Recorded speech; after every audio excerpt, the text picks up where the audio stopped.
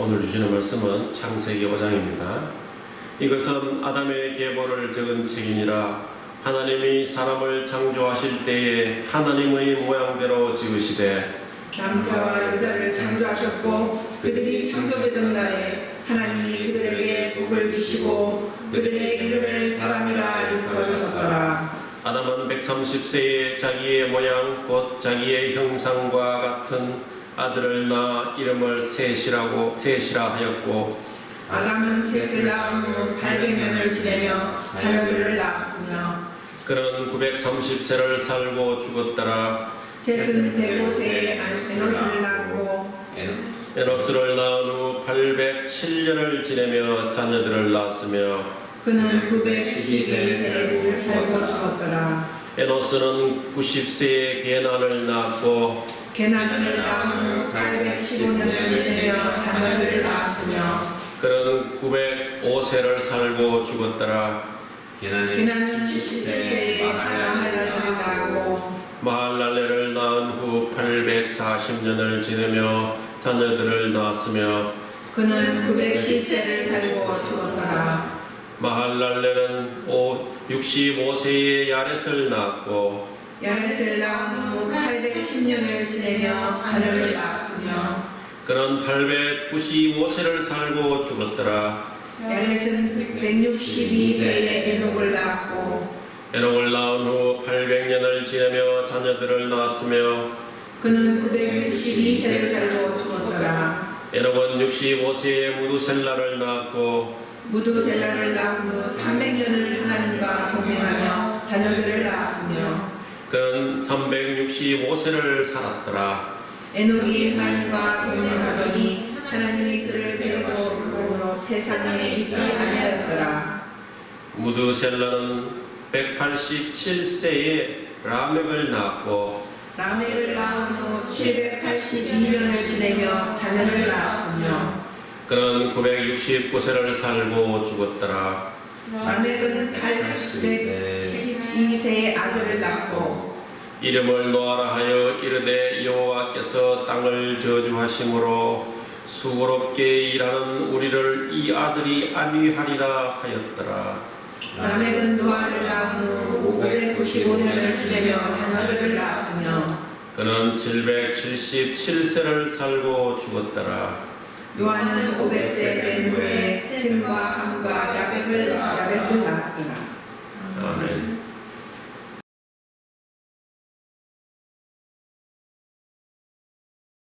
오늘은 창세기 5장의 말씀으로 상고하면서 가장 오랜 수명을 가진 사람이라는 제목으로 피차 은혜를 나누기를 원합니다.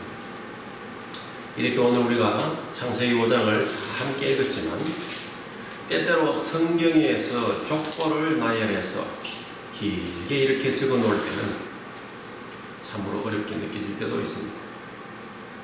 창세기 5장은 아담으로부터 홍수 시대인 노아의 아들까지 기록을 했고 앞으로 다가올 창세기 11장은 노아의 아들 셈으로부터 아브라함과 그 조카인 롯에게까지 기록을 했습니다.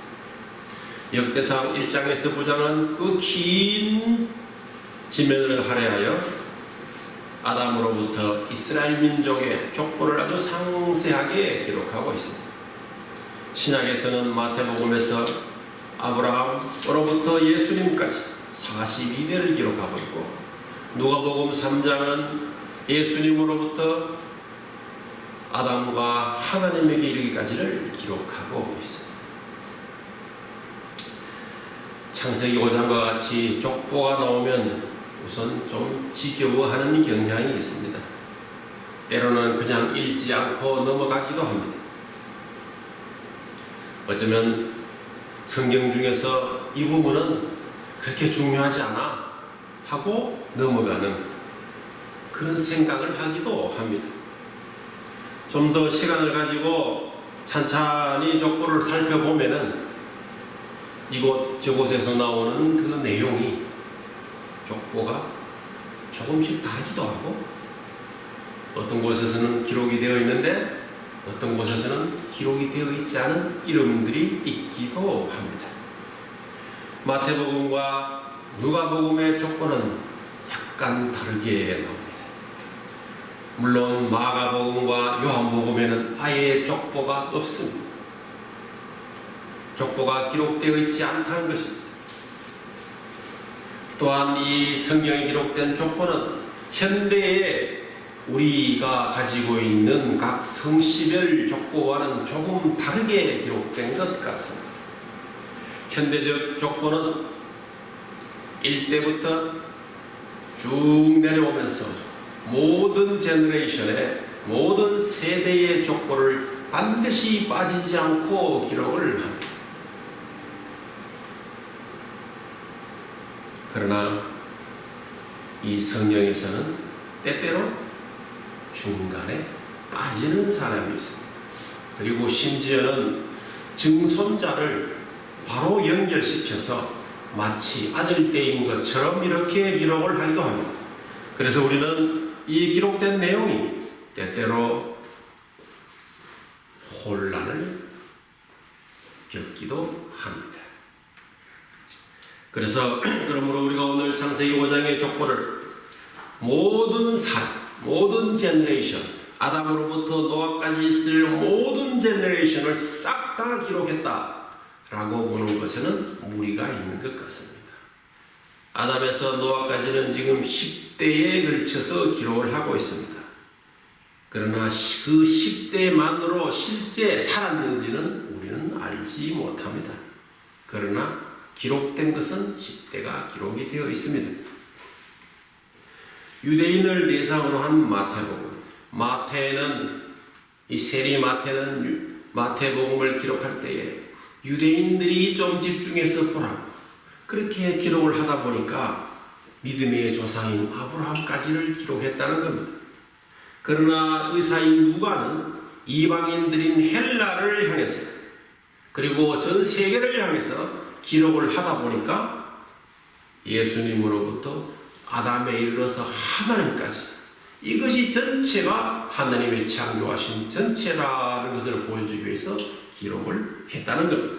그렇게 보면은 이해가 되기도 합니다. 더 많은 조상이 있을 수도 있지만 목적에 따라서 그 목적에 따라서 기록이 된 오늘의 창세기 5장을 그냥 기록 그대로 볼 때에 기록된 이들 중에 오늘 본문을 읽은 내용 중에 특별히 눈에 띄는 사람이 2명이 있습니다. 바로 한 명은 에녹이라는 사람입니다. 그리고 다른 한 명은 노아라고 기록되어 있는 사람입니다. 에녹은 하나님과 동행했고 하늘로 들려 올려가서 세상에 있지 아니하다라는 기록을 하고 있습니다. 이렇게 죽지 않고 하늘로 바로 들려 올려간 사람 다른 한 분이 있습니다. 누구냐? 바로 열왕기하 2장에 나오는 엘리야라는 사람입니다. 엘리야도 두 사람이 길을 걸어가며 말하더니 불수레와 불말들이 두 사람을 갈라놓고 엘리야가 회오리 바람으로 하늘로 올라가더라 라는 기록을 하고 있습니다. 물론 예수님은 돌아가셨다가 부활하셨습니다만 승천하셨습니다. 이렇게 해서 승천하신 분을 3분을 볼 수 있습니다. 창세기 5장의 족보를 다시 보면 이 5장의 족보는 모두 한 집안 사람들인 것을 알 수가 있습니다. 후손에 이어서 다음 후손을 기록한 것입니다. 이것은 우리에게 이런 메시지를 주고 있다고 볼 수 있습니다. 가정의 소중함을 보여주고 있는 겁니다. 하나님이 사람을 불러 쓰실 때에 가정을 통해서 부른다는 것입니다. 수많은 선교사를 파견한 가정들, 수많은 가정이 선교사로 파견된 사람들이 많이 있음을 우리는 알고 있습니다. 기독교 역사에서 우리는 많이 들어왔고 배웠습니다. 가인도 아담과 하와의 아들이었습니다. 그래서 가인은 창세기 4장에 족보가 별도로 기록이 되어 있습니다. 가인의 후손인 라멕, 그 라멕의 벌이 가인보다도 10배나 많다고 하는 그 죄악을 드러내면서 가인의 후손에 대한 기록은 종지부를 찍게 되는 겁니다. 더 이상 성경에서 나타나지 않습니다. 참으로 성경은 부전자전의 기록으로 보여주고 있습니다. 창세기 5장 1절은 하나님이 세상을 창조하실 때에 하나님의 모양대로 지으셨다고 했습니다. 타락한 아담은 130세에 자기의 모양 곧 자기의 형상과 닮은 아들을 낳았는데 이를 셋이라고 불렀다. 오늘날 홍수 이후에 모든 사람은 바로 노아의 세 아들의 후손이며 모두 셋의 자손입니다. 타락한 인간 최초의 부모와 그의 후손으로부터 태어난 우리는 모두 부패하고 죄를 가진 그 아버지의 모습을 이어받았습니다. 그러므로 우리는 아담과 하와가 타락하기 전에 완전한 하나님의 모습을 받았지만 현재는 그 품위가 현저하게 저하된 그런 모습으로 살고 있고 그런 모습을 우리들이 후손에게 물려주고 있다는 사실입니다. 이제 우리는 다시 하나님과의 관계를 회복해서 우리의 경건한 모습을 세워서 자손에게 물려주어야 할 줄로 믿습니다. 아멘. 고린도전서 11장 1절의 말씀처럼 저와 여러분도 내가 그리스도를 본받는 자가 된 것 같이 너희는 나를 본받는 자가 되라 라고 하니 바울의 이 말이 여러분이 여러분 후세를 향한 여러분의 자녀를 향해 감히 말할 수 있는 여러분 되시기를 축복합니다. 아멘. 본문의 족보에서 흥미로운 사람 바로 에녹이라는 사람은 아담의 7대 손으로 기록되어 있습니다. 그의 아버지는 야렛이라는 사람이었습니다. 에녹이 65세에 무두셀라를 낳았다고 그랬습니다. 근데 그 이후에 300년 동안이나 에녹은 하나님과 동행하며 자녀를 낳았다 그랬습니다. 에녹이 무두셀라를 낳고 나서 300년 동안 하나님과 동행했다 그랬습니다. 그리고 365세를 살았습니다. 그 이름을 순종하는 자, 시작한다, 바친다, 가르친다 이런 뜻으로 가지고 있었던 에녹은 그 일생에 걸맞는 삶을 그 이름에 걸맞는 일생을 잘 살았다는 것입니다. 그리고는 하나님과 동행하더니 그를 데려가셨다고 그랬습니다. 하나님과 동행했다. 하나님과 동행했다는 말은 첫째, 하나님에 대한 신앙이 있었다는 말입니다. 하나님에 대한 신앙이 있었다는 말은 에녹 자신의 이해와 에녹 자신이 생각하는 것에 기반을 두고 행동하고 말하는 것이 아니라 하나님께서 에녹에게 말하는 것을 행하고 하나님께서 에녹에게 하기를 원하는 방법으로 했다는 것을 의미하는 것입니다. 고린도후서 5장 7절에 우리가 믿음으로 행하고 보는 것으로 행하지 아니함이로라 했습니다. 이처럼 에녹은 이렇게 살았습니다. 그리고 히브리서 11장 5절 6절에도 믿음으로 에녹은 죽음을 보지 않고 옮겨졌으니 하나님이 그를 옮기심으로 다시 보이지 아니하였느니라. 하나님이 그를 들어서 하늘로 데려갔기 때문에 이 땅에서 그를 다시 볼 수 없었다라는 말입니다. 믿음이 없이는 하나님을 기쁘시게 하지 못하나니 하나님께 나아가는 자는 반드시 그가 계신 것과 또한 그가 자기를 찾는 자들에게 상 주시는 이심을 믿어야 할 것입니다. 하나님과 동행하는 뜻의 두 번째는 기록해야 한다는 것입니다. 거룩해야 한다는 것입니다. 요한일서 1장에 보면은 만일 우리가 하나님과 사귐이 있다 하고 어둠에 행하면 거짓말을 하고 진리를 행하지 아니하는 것이고 그가 빛 가운데 계신 것 같이 우리도 빛 가운데에 행하면 우리가 사귐이 있고 그 아들 예수의 피가 우리를 모든 죄에서 깨끗하게 하실 것이요 라고 했습니다.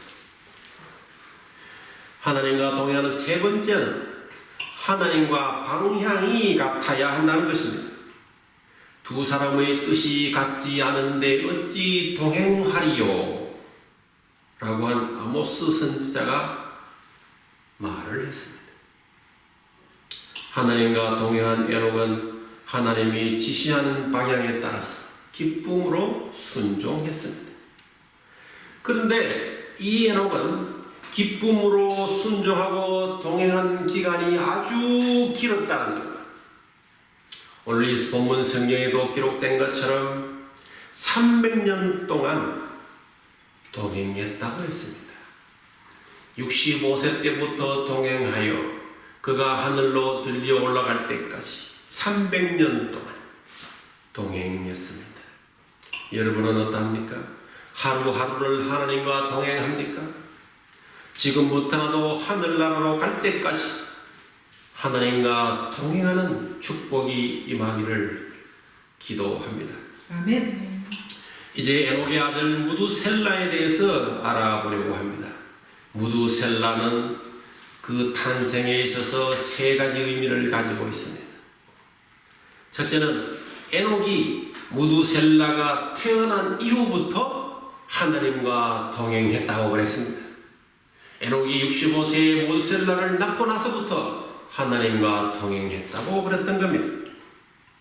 두 번째는 이 무두셀라는 아주 오래 살았는데 이 세상에 누구보다도 오래 살았던 사람입니다. 세 번째는 그의 이름이 뜻하는 바가 그가 죽을 때에 무엇가 온다라는 말이 있습니다. 무두셀라라는 이름 자체가 그가 죽을 때에 무언가가 온다라는 뜻입니다. 지금부터 산수 공부를 좀 하겠습니다. 창세기 7장 1절에서 노아가 600세에 되던 해에 큰 기품의 샘들이 터지며 하늘이 창문이 열리며 대홍수가 시작되었다고 기록하고 있습니다. 그리고 노아의 아버지 라헬은 그의 아들의 이름을 여호와께서 땅을 저주하심으로 수고롭게 일하는 우리를 이 아들이 안위하리라 라는 이름으로 노아를 지었다는 겁니다. 노아가 몇 세 때에 샘물이 터졌다고요? 600세. 자, 다시 무두셀라를 생각합니다. 무두셀라가 187세에 라멕을 낳았다고 오늘 성경은 기록하고 있습니다. 그리고 라멕이 182세에 노아를 낳았습니다. 그러니 노아의 할아버지 되는 이 무두셀라는 노아가 태어난 해가 369세였습니다. 자, 187세에다가 182세를 더하면 얼마가 돼요? 369세가 됩니다. 무두셀라가 969세를 살고 죽었다고 창세기 5장 27절에 말하고 있습니다. 그러면은 이때는 노아가 태어난 시점과 600년의 차이가 있습니다. 자, 노아가 태어나던 해에 무두셀라가 369세였으니 969세에 죽으면 몇 년 차이에요? 600년 차이입니다. 근데 노아가 몇 세 때 홍수가 났다고요? 600세에 홍수가 난 겁니다. 이것은 바로 그의 이름 그대로 이루어진 겁니다. 무두셀라가 죽었을 때 어떤 일이 일어난다? 그대로 무두셀라가 죽는 그 해에 노아는 600세로서 홍수를 맞았던 것입니다. 에녹은 하나님으로부터 특별한 계시를 받은 것 같습니다. 아마 무두셀라를 하나님으로부터 허락받아 아이를 갖게 되었을 때에 하나님이 에녹에게 이야기해서 이 아이가 죽을 때 내가 세상을 심판하리라 라고 말을 들었던 것 같습니다. 그래서 그 아이의 이름이 무두셀라로 지어졌다는 거죠. 에녹은 하나님으로부터 특별한 계시를 받은 것 같습니다. 에녹은 하나님께서 세상을 심판하려 하신다는 것을 이미 알고 있었습니다. 그 심판의 시점이 그의 아들이 죽는 시점이라는 것을 알았던 것입니다. 그래서 그의 아들 무두셀라 그 이름조차도 그가 죽으면 심판이 다가온다라는 이름으로 무두셀라를 지었습니다. 여기서 그치지 않고 무두셀라는 좀 더 특별한 사람이었습니다. 성경에 기록된 그 어느 사람보다도 오랫동안 살았던 사람입니다. 그는 969세의 일생을 살았습니다. 왜 그가 유독 그렇게 오래 살았을까요? 이 지구상에서 아직 무두셀라보다 더 오래 살았던 사람은 아무도 없습니다. 하나님은 타락한 인간이 조속히 회개하고 돌아오기를 기다리셨습니다. 아주 오랫동안 기다리셨습니다.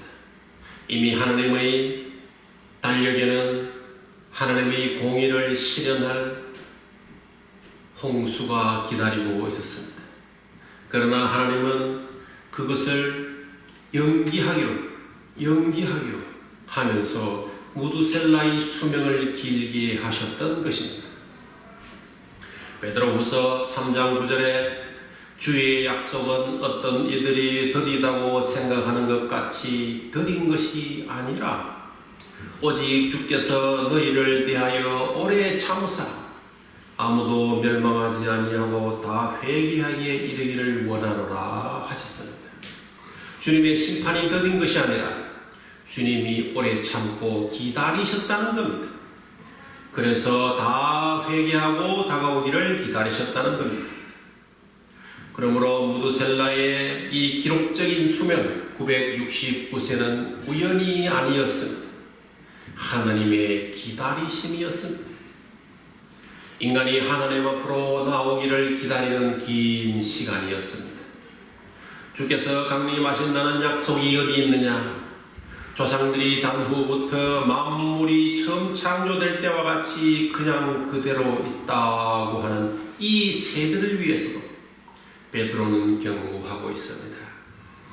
그때의 세상은 물이 넘침으로 멸망하였으되 이제 하늘과 땅은 그 동일한 말씀으로 불사르기 위하여 보호되신 바 되어 경건하지 아니한 사람들의 심판과 멸망의 날까지 보존하여 두신 것이라 그랬습니다. 하나님께서 우리를 심판하시기 전에 경건하지 아니한 사람들 심판날 그날이 오기 전에 회개하고 돌아오기를 기다리신다는 것입니다. 그러나 그는 이어서 말합니다. 주의 날이 도적같이 오리니 그날에는 하늘이 큰 소리로 떠나가고 물질이 뜨거운 불에 풀어지고 땅과 그 중에 있는 모든 일이 드러나리로다 그랬습니다. 아무도 홍수가 올 것을 믿지 않았습니다. 노아만이 그의 가족만이 믿고 묵묵히 방주를 준비했습니다. 홍수는 예정대로 무두셀라가 죽자 일어나고 말았습니다. 그래서 세상은 심판되었습니다.